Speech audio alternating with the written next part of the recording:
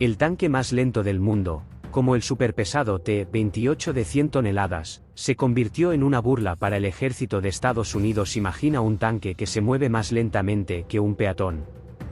No está destruido, no está dañado, está completamente operativo y lleno de combustible.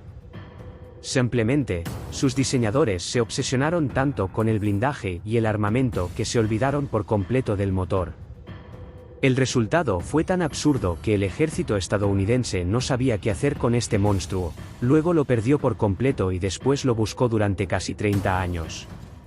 Y esto no es una anécdota, es una historia real sobre el tanque superpesado T-28, también conocido como T-95. Una masa de dolor con blindaje impenetrable, un cañón de gran poder y una velocidad completamente ridícula de 13 km por hora, se convirtió en uno de los proyectos más extraños en la historia de la construcción de tanques estadounidense. Todo comenzó en 1943, cuando los comandantes aliados planearon el desembarco en Europa Occidental. Los oficiales del Estado Mayor sabían perfectamente que, después de un desembarco exitoso, las tropas tendrían que avanzar a través del continente, y un obstáculo serio se interpondría en su camino. Se trataba de la famosa línea Siegfried, conocida por los alemanes como la Muralla Occidental. Este grandioso sistema de fortificaciones se extendía desde la frontera suiza hasta el Mar del Norte. Miles de búnkeres de concreto, obstáculos antitanque, campos minados y posiciones de artillería formaban una línea de defensa prácticamente impenetrable. Los tanques normales de la época podían quedar atascados en estas fortificaciones durante mucho tiempo, sufriendo enormes pérdidas.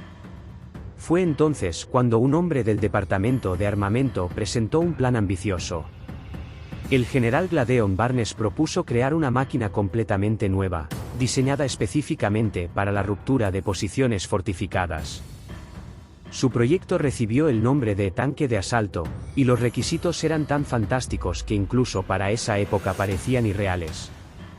Barnes quería instalar un cañón antiaéreo de 105 mm de alta potencia, capaz de destruir búnkeres de concreto con disparos directos.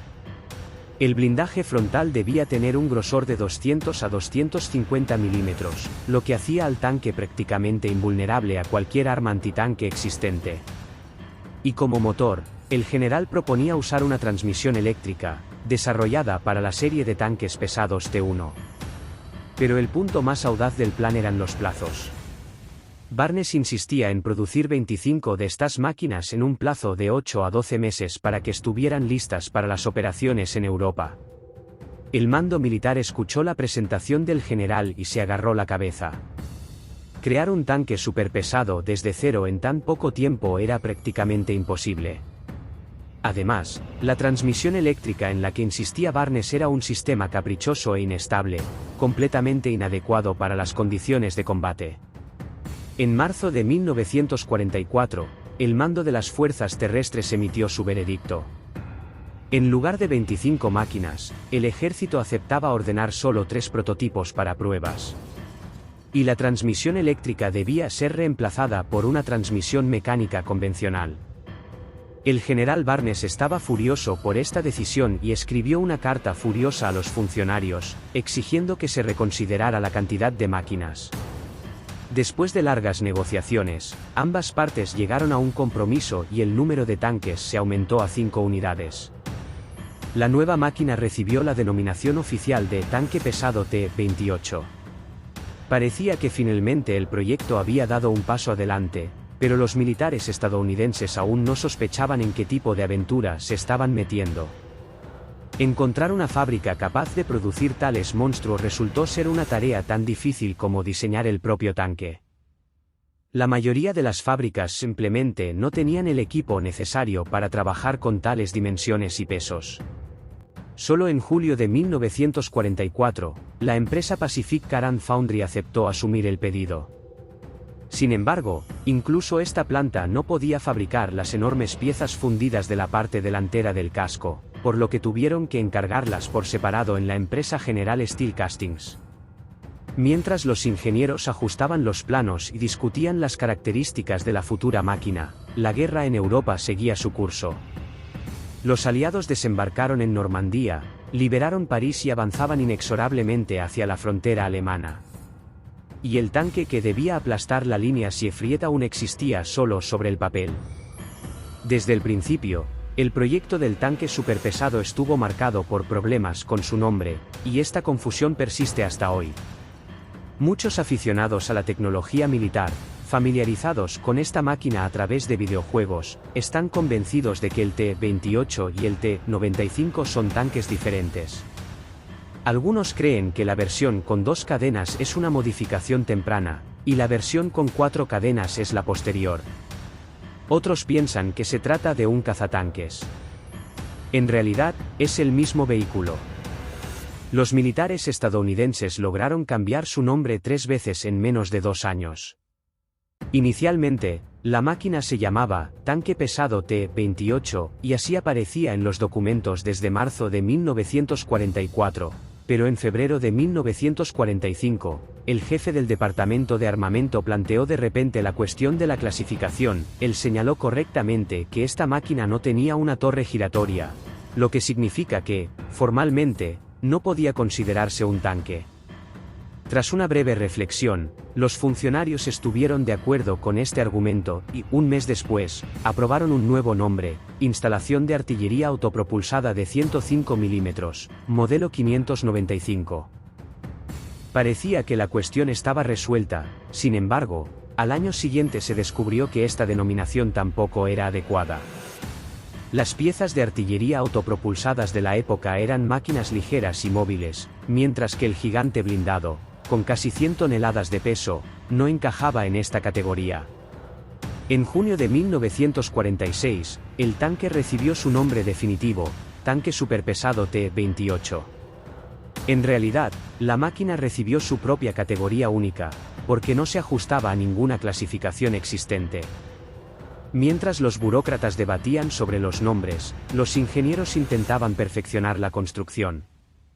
Y aquí también reinaba el caos total.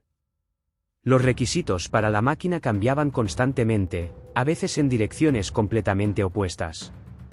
Inicialmente, el blindaje frontal debía ser de 250 mm, luego, alguien decidió que era demasiado y se redujo a 200 mm para ahorrar peso. Pero después, la balanza se inclinó nuevamente, y en la versión final, la placa frontal alcanzó los 305 mm. Ningún tanque de serie de esa época tenía un blindaje tan grueso. Para comparación, el famoso Tigre alemán solo tenía 100 mm en el frontal, es decir, 3 veces menos. El armamento también pasó por metamorfosis. Inicialmente se planeaba instalar un cañón antiaéreo de 105 mm, el T5, pero luego se sustituyó por una versión más ligera, el T5E1. Este cañón tenía excelentes características y podía destruir fortificaciones de concreto a gran distancia. La fabricación del montaje de armas fue encargada a la empresa Chevrolet, y sus ingenieros tuvieron que pensar mucho sobre cómo colocar un arma tan potente en el cuerpo bajo sin torre. Al final, el cañón tenía ángulos de elevación modestos, solo 10 grados horizontalmente y de menos 5 grados a más 19 grados verticalmente. De hecho, para apuntar, era necesario mover todo el tanque, lo que, debido a su velocidad de tortuga, se convertía en una verdadera aventura. En agosto de 1944, comenzó la fabricación de un modelo de madera para que los ingenieros pudieran evaluar la disposición y detectar posibles problemas. El trabajo de acuerdo de los planos entre el Departamento de Armamentos y la fábrica Pacific Car se extendió durante meses. Cada pieza requería aprobación. Cada cambio implicaba una cadena de modificaciones en los componentes adyacentes. En especial, la masiva pieza fundida de la parte delantera del casco causaba muchos problemas. Su fabricación en la planta General Steel Castings no comenzó hasta finales de 1944, y el primer molde listo llegó a la planta de ensamblaje solo en junio de 1945. El ensamblaje del primer casco se completó en agosto de ese año. Habían pasado unos 18 meses desde la aprobación del proyecto, lo que, para un proyecto de esta complejidad, no era un mal resultado por los estándares de la época. Pero la guerra no esperaba a los ingenieros estadounidenses. Para cuando el primer casco del tanque superpesado estuvo listo, las hostilidades en Europa ya habían terminado. Alemania se había rendido en mayo, y la imponente línea Siegfried, para cuya penetración se había creado este monstruo, ya había quedado atrás para las fuerzas aliadas. El tanque llegó tarde a su propia guerra, y unas semanas después de que se completara el ensamblaje del primer casco, ocurrió algo que terminó con todo el programa de producción en masa. En agosto de 1945, Japón anunció su rendición, y la Segunda Guerra Mundial terminó oficialmente. La necesidad urgente de nuevos vehículos blindados desapareció de inmediato.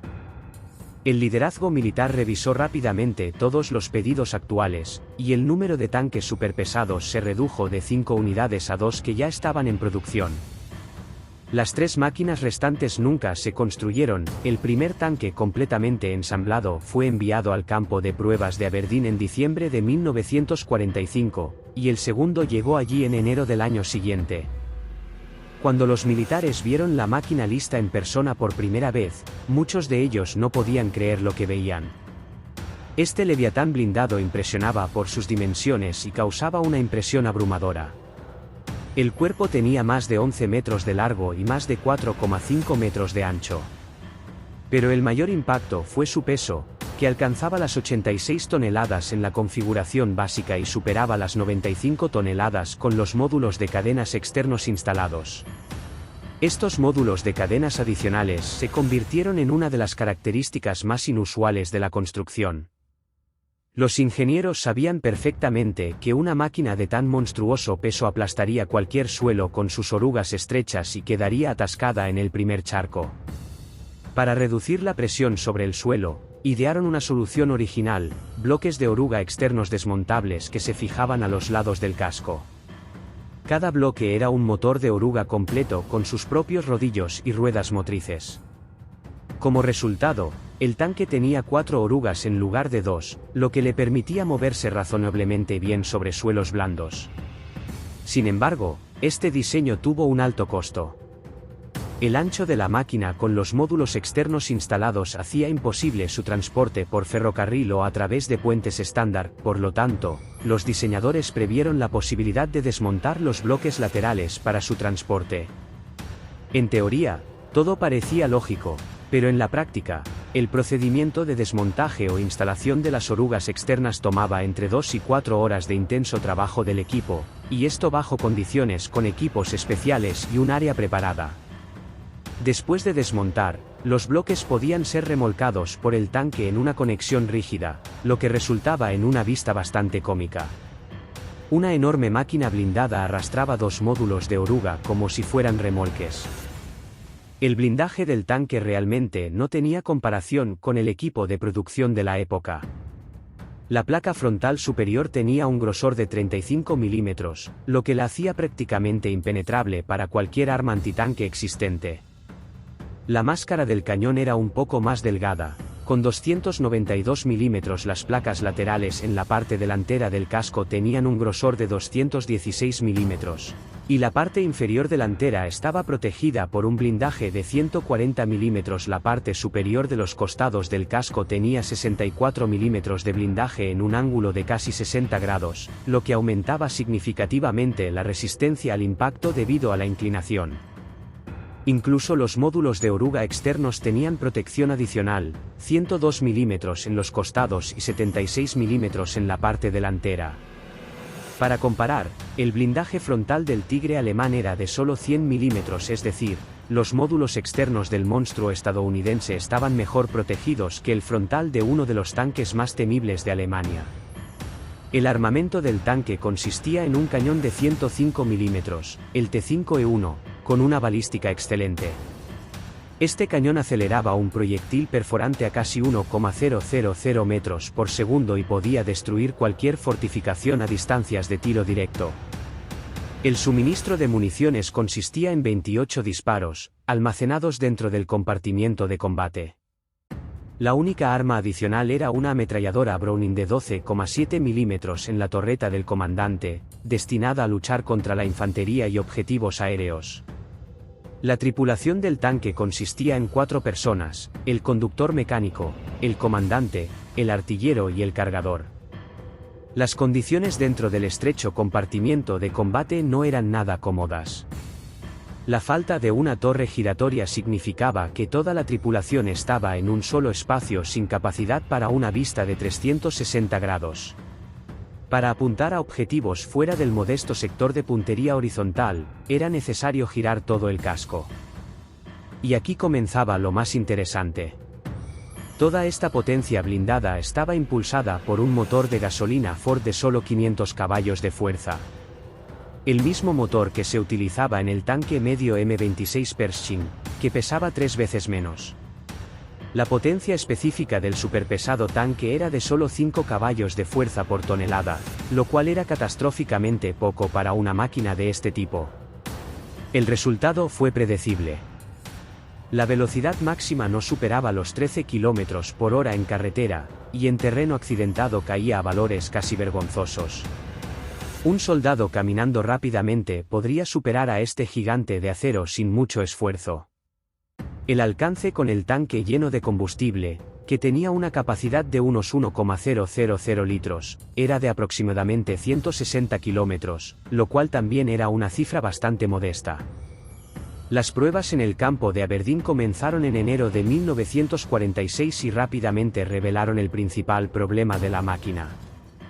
La planta motriz trabajaba al límite de su capacidad, sobrecalentándose constantemente y requiriendo paradas frecuentes para enfriarse.